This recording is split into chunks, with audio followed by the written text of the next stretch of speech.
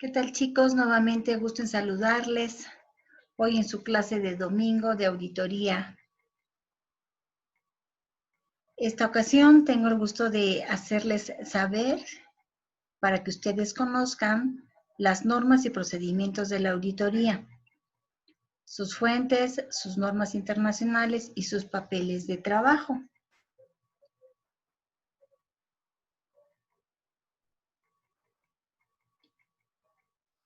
Van a distinguir qué es una norma de un procedimiento. Y una norma es una regla que debe ser respetada y que permite ajustar ciertas conductas o actividades. Las normas han sido tradicionalmente orales y el hecho de convertirse en escritas es lo que las hace volverse universales y objetivas, ya que se limita el abuso interpretativo que las partes pueden realizar al estar establecidas solo en la conciencia. Pueden estar además organizadas y clasificadas de acuerdo a los problemas y temáticas sobre las cuales versen. Temas económicos, familiares, políticas, laborales, penales, entre otras más. Es decir, una norma es la manera de cómo nos vamos a regir, cómo nos vamos a conducir en nuestro entorno. Un procedimiento dice que es la acción que consiste en proceder, que significa actuar de una manera determinada. El procedimiento es un método o una manera de ejecutar algo, es decir, consiste en seguir ciertos pasos predefinidos para desarrollar una labor de manera eficaz. Y su objetivo debe ser único y de fácil identificación, aunque es posible que existan diversos procedimientos que persigan el mismo fin, cada uno con estructuras y etapas diferentes y que ofrezcan eficiencia. Bien, chicos, las normas son las reglas de cómo nos vamos a regir, de cómo nos debemos comportar. Y el procedimiento es la manera de cómo lo vamos a hacer.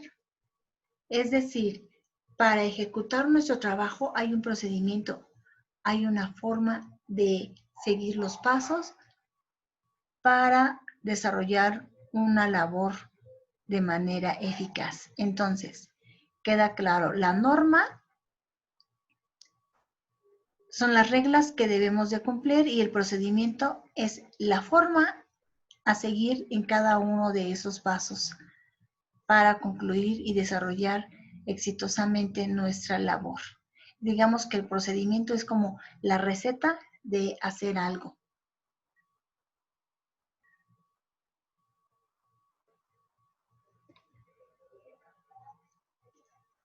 La fuente de información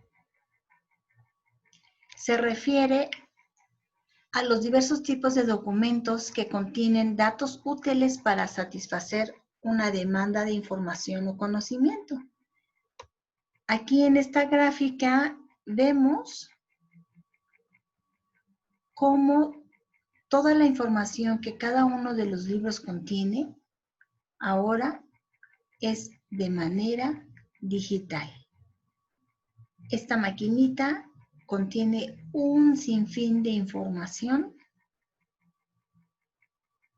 que no son útiles según la que uno esté buscando, solicitando. Nos es útil para satisfacer nuestra necesidad de conocimiento.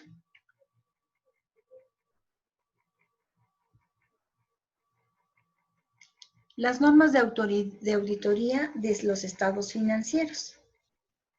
Dice que las normas de auditoría son los requerimientos mínimos de calidad relativos a la personalidad del auditor, al trabajo que desempeña y a la información que rinde como resultado de este trabajo. Su objetivo es constituir el marco de actuación a que deberá sujetarse el contador público, independiente que permita dictámenes para efectos ante terceros con el fin de confirmar la veracidad, pertinencia y relevancia y suficiencia de la información sujeta a examen. Estas normas de auditoría son las reglas que debemos de seguir para desempeñar este trabajo. Como bien dice, su objetivo es de construir, es de revisar, es de supervisar, de tal manera que nos permita relevar la información legal.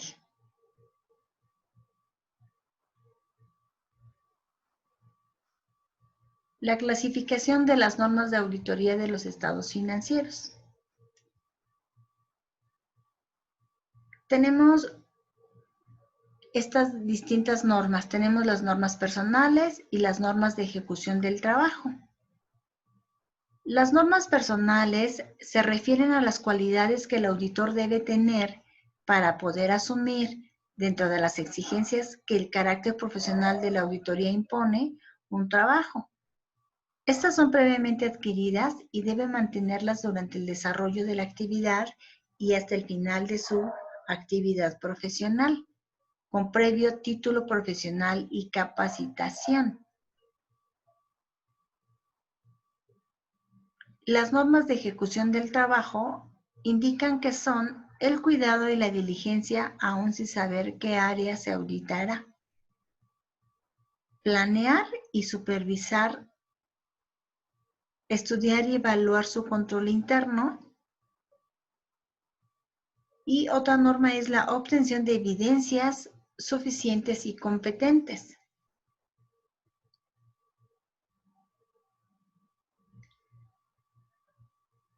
Aquí se describe las bases sobre los estados financieros. Dice que el auditor, al opinar sobre estos, debe observar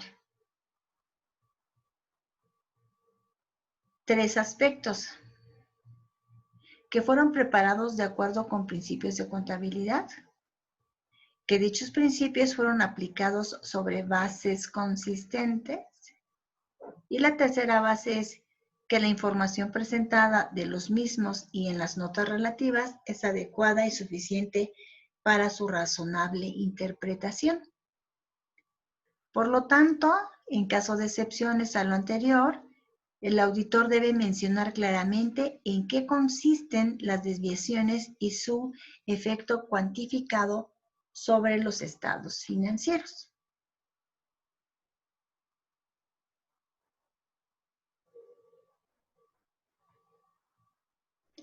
También dentro de la auditoría existen las técnicas y procedimientos. Y como bien ya sabemos que es un procedimiento, hoy vamos a aprender qué son las técnicas. Una técnica son los métodos prácticos de investigación y prueba que el auditor utiliza para lograr la información y comprobación necesaria para poder emitir su opinión profesional. La técnica es el método que utilizará.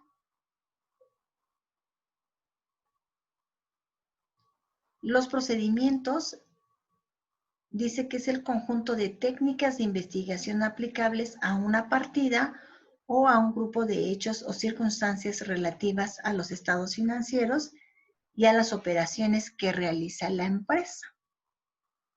Es decir, que este procedimiento indica paso a paso de cómo se debe de realizar una auditoría. A diferencia de la técnica, dice que es un método, es la manera de realizarla. En definición, las técnicas son las herramientas de trabajo del auditor y los procedimientos es la combinación que se hace de estas herramientas para un trabajo en particular.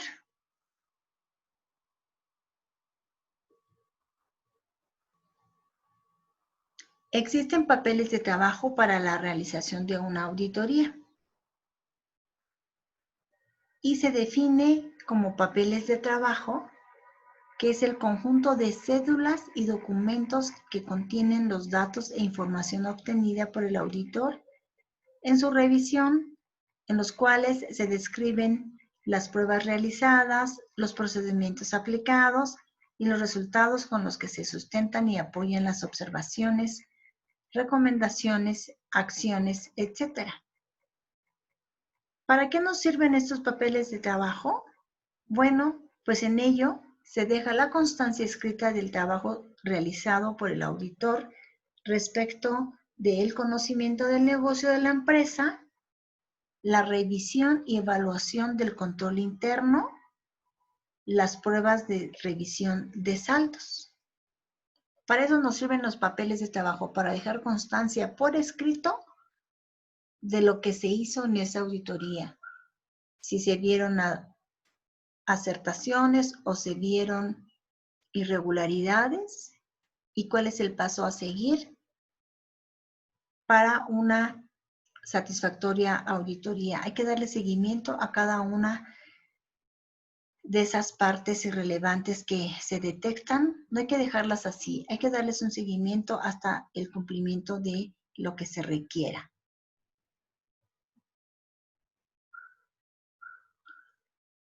Una auditoría permite conocer en profundidad la situación financiera de la empresa con respecto al uso de los recursos, controlar las posibles pérdidas o despilfarros.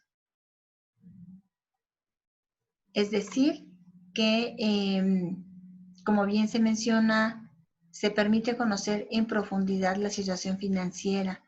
Es decir, que ellos están revisando detalladamente, con lupa y lujo de detalle, cada uno de esos aspectos importantes para la empresa.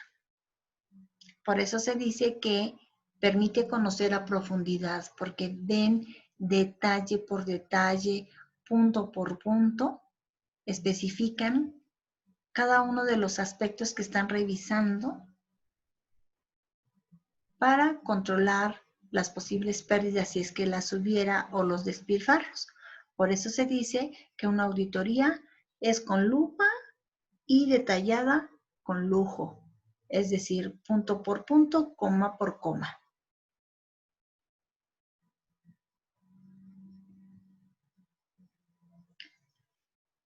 Aquí en esta gráfica representa el proceso de la auditoría, que dice que el primer paso es la planificación, el segundo es la ejecución, el reporte, la acción correctiva y el seguimiento. Es decir, que aquí van a planificar qué área van a auditar. La ejecución se refiere a cómo la van a desarrollar, cómo la van a llevar a cabo. Una vez que se realice, deberán emitir un reporte detallado y si hubiera algunas condiciones irrelevantes, bueno, los invitarán a hacer una acción correctiva. Recuerden que una auditoría en su revisión y supervisión es de carácter constructivo. Una vez que detecten estas acciones a corregir, deberán de darles seguimiento de tal manera que permitan el ordenamiento.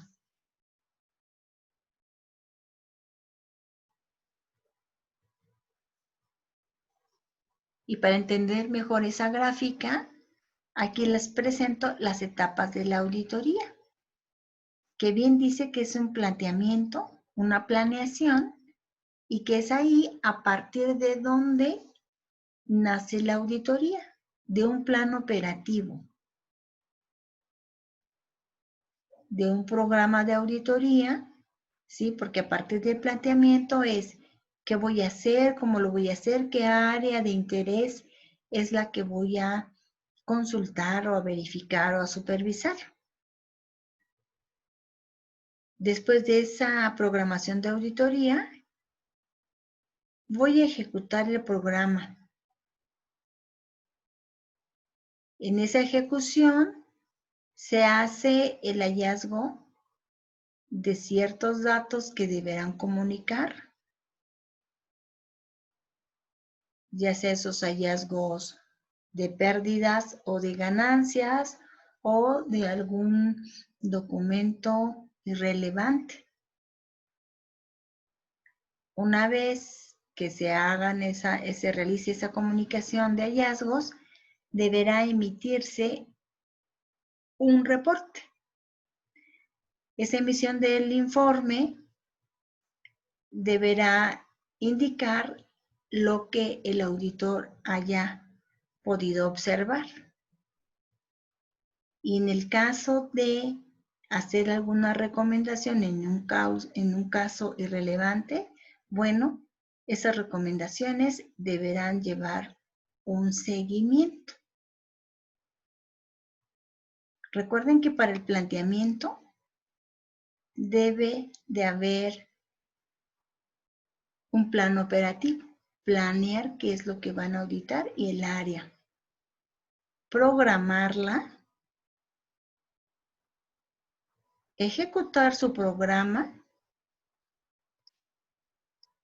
detectar dicha información para comunicar los hallazgos a través de la emisión de un informe y si hubiera algunas acciones a corregir, sugerir recomendaciones y darle seguimiento para su legalidad.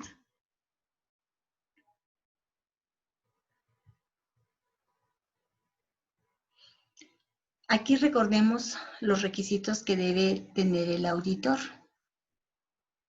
Este auditor debe estar inscrito en el Registro Federal de Causantes ante el SAT.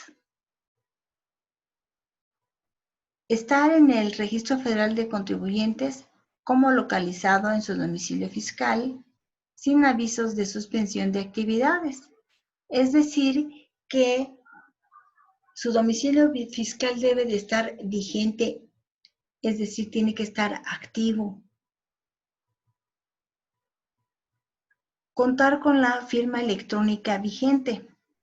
Recuerden que esta firma electrónica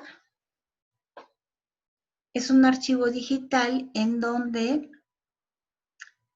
está guardada toda nuestra información fiscal. A través de ella podemos ingresar al portal del SAT. Nos permitirá, en su caso, emitir facturas, emitir una nómina o emitir un recibo de honorarios, ¿sí? Emitir reportes de nuestras declaraciones, presentar las declaraciones mensuales o bimestrales según corresponda y en su caso también presentar las declaraciones anuales. Si un profesional no tiene esta firma electrónica, no podrá accesar al portal y si aún no la tramita, deberá hacerlo ante las instalaciones que tienen en cada uno de los municipios el SAT. En la actualidad, ya la firma electrónica es indispensable para un profesionista y para un empresario, ya sea persona física o persona moral. Aún así, como trabajador independiente, también ya le están exigiendo los empresarios, ¿verdad? También debe de contar con una cédula profesional de contador público o equivalente. En este caso, su equivalente será como auditor. Y esta cédula será emitida por la Secretaría de Educación Pública, la cual avalará su profesión. Indica también que debe ser miembro activo de un colegio profesional o asociación de contadores públicos reconocidos con una antigüedad de al menos 3 años. Es decir que ser auditor no es tan fácil, ¿verdad? Tiene su complejidad. Recuerden que esta asociación de contadores existe un instituto mexicano de contadores públicos en cada estado de la República. Y este auditor deberá estar certificado vigente por el colegio que acabo de mencionar. Debe contar con la certificación vigente del Instituto Mexicano de Contadores Públicos. Y como ven, ser auditor no es tan fácil. Tiene su grado de dificultad, tiene su grado de importancia y por supuesto, para ser auditor, pues no cualquiera. Otro requisito del auditor es manifestar bajo protesta de decir verdad que no ha participado en la comisión de un delito de carácter fiscal. Recuerden que en este proceso de la auditoría se maneja mucho dinero y hay de aquel auditor que se deje llevar por el dinero, porque recuerden que el dinero brilla y llama mucho la atención, pero ante todo, ante una situación así, no olviden y recuerden siempre su código ético. Siempre actuar con legalidad, con transparencia, con una buena moral aceptada que les permita honrar su carrera, honrar su profesión.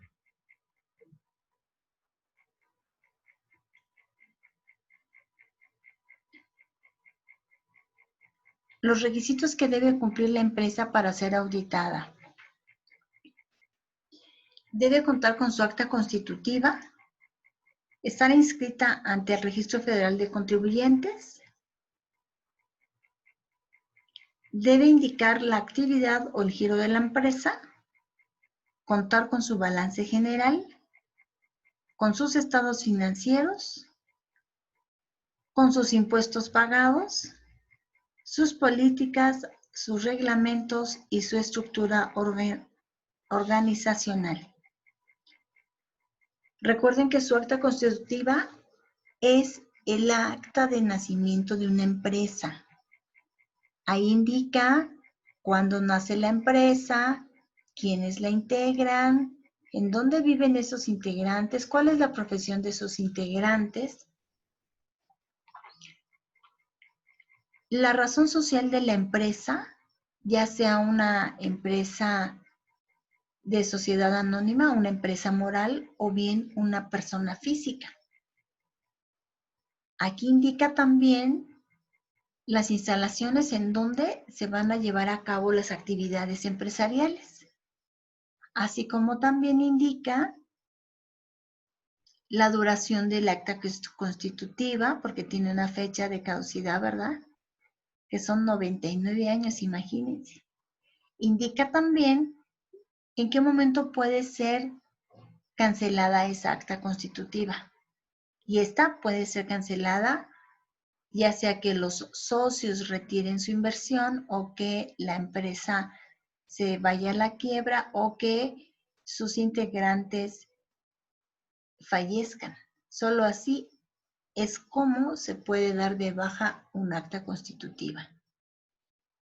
También deberá hacer mención de la aportación de cada uno de los socios y el importe con el cual está constituida esa empresa. Ese importe indica que es la parte económica con la que va a iniciar esta organización. Debe estar inscrita ante el Registro Federal de Causantes. Recuerden que si una empresa no está inscrita en el RFC ante el SAT en Hacienda, implica evasión de impuestos. Si una persona está ejerciendo su derecho al trabajo, también debe de ejercer sus obligaciones al pago de impuestos y una de sus obligaciones es estar inscrita en el RFC, entre otras que podemos mencionar. Debe indicar la actividad o a qué giro pertenece la empresa. La actividad del sector primario, del sector secundario o del sector terciario. Recordando aquí que el sector primario es aquel que provee la materia prima. El sector secundario es aquel que transforma esa materia prima en un producto terminado. Y el sector tercero se refiere a la distribución y venta de ese producto terminado. Entonces aquí van a dar a conocer el giro de la empresa, a qué se dedica la empresa. Presentarán su balance general, el cual aportará el capital económico disponible que tiene la empresa. Sus estados financieros también detectarán su posición económica y con respecto a los impuestos pagados son las declaraciones que debe de presentar ante el SAT y pagarlas, así como también sus declaraciones anuales. Esto implica que deben de tener ya pagadas y presentadas sus pagos provisionales, ya sean mensuales, bimestrales, y en su caso, como ya dije, presentar su declaración anual. Debe presentar también sus políticas a seguir dentro de su empresa. Deberá tener su reglamento interior de trabajo y o, en su caso, un reglamento por cada departamento. Y claro, no debe de faltar su estructura organizacional, es decir,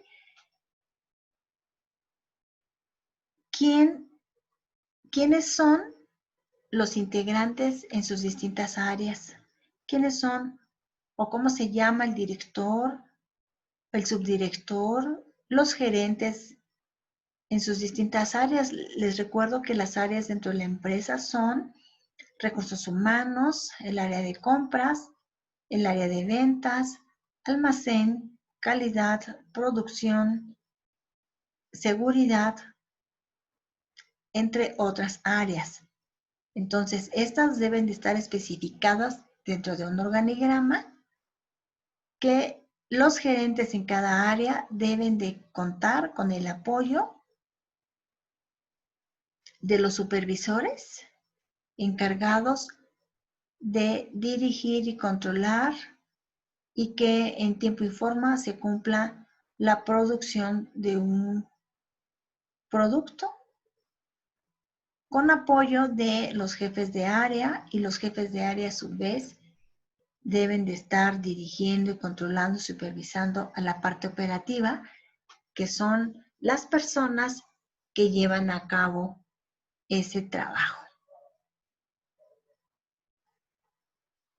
Y es así como estos son los requisitos que debe de cumplir la empresa para ser auditada.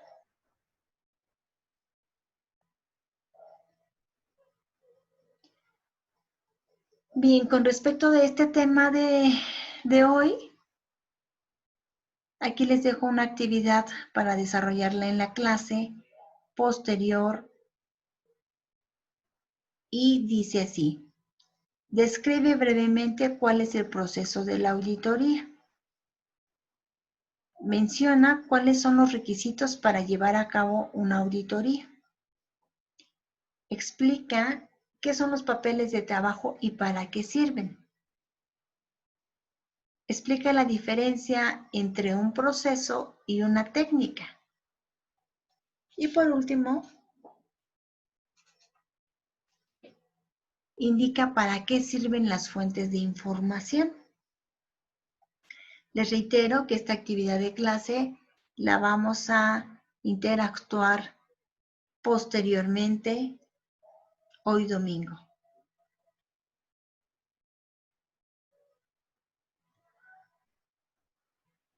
Aquí les presento un papel de trabajo y es meramente el informe de auditoría interna. Aquí vemos la empresa, aquí debe de ir el nombre de la empresa, el departamento, el proceso que van a aplicar, la fecha y la edición de cuando se realiza esta auditoría y un código de verificación que asignará el auditor. Aquí indicarán los documentos de referencia, es decir, los documentos presentados, la fecha, las cláusulas indicadas, las áreas y documentos auditados, en donde después de revisar indicarán cuáles son sus puntos fuertes o sus puntos débiles. Es decir, sus puntos donde están más fortalecidos, donde hay mayor producción, donde hay mayor transparencia y legalidad, y sus puntos débiles, aquellos donde encuentren alguna deficiencia. Posterior, harán una observación de estos resultados y las harán saber en este reporte. Aquí en esta parte inferior nos indica con respecto del personal auditor, el cargo que tiene, quién es su jefe, quién es el auditor, poniendo aquí el nombre de cada uno y su firma.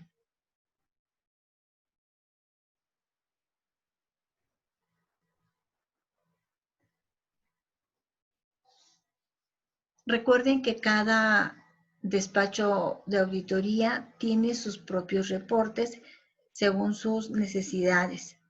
A final de cuentas, dichos reportes emitirán sus fortalezas y sus debilidades de cada una de las áreas auditadas, emitirán su reporte, emitirán sus observaciones y correcciones a seguir, de tal manera que les permita renovar, construir y concluir a fin de que esa desviación se haga una fortaleza. Y aquí les presento otro modelo de papel de trabajo para realizar el reporte de auditoría. Aquí lo manejan como organización, el otro papel de trabajo lo maneja como el nombre de la empresa. Aquí lo manejan en el sector, el otro papel lo manejó como el giro de la empresa o su actividad. Aquí viene la localización de la empresa, es decir, la ubicación del lugar donde se llevan a cabo las actividades. El teléfono de la empresa, la identificación tributaria, se refiere a su identificación, su cédula fiscal, el número de empleados con que cuenta y si la empresa es una matriz o tiene sucursales. El objetivo a seguir, el alcance obtenido y el criterio de auditoría, es decir, las observaciones que tuvieron que identificar para asentarlas en este reporte. Las fechas de la auditoría y el nombre del representante legal. Los sitios auditados se refiere a las áreas en las que se llevó dicho trabajo. El representante legal, ya sea el dueño de la empresa o su representante, aquí van a ir inscritos los nombres de ellos. Como ven, en esta parte inferior del reporte vienen los tipos de auditoría, que ves preauditoría, certificación, recertificación, si es una auditoría complementaria o documental o de control. Y la firman el auditor líder y el equipo del auditor, es decir, el auditor a cargo de este trabajo y quién colaboró o cuántas personas colaboraron para la realización de la auditoría y los funcionarios que participaron en ella. Entonces, como pueden ver, son 2 papeles de trabajo de 2 despachos de auditoría distintos. Asimismo, ustedes, si se dedican en lo futuro a una auditoría, a ser auditores, tendrán sus propios papeles de trabajo, como ya lo vieron aquí. Y bien, entonces, hasta aquí es la información que corresponde a esta clase del domingo y los espero con la actividad a realizar con la finalidad de hacer una retroalimentación y reafirmar su conocimiento o bien aclarar algunas dudas.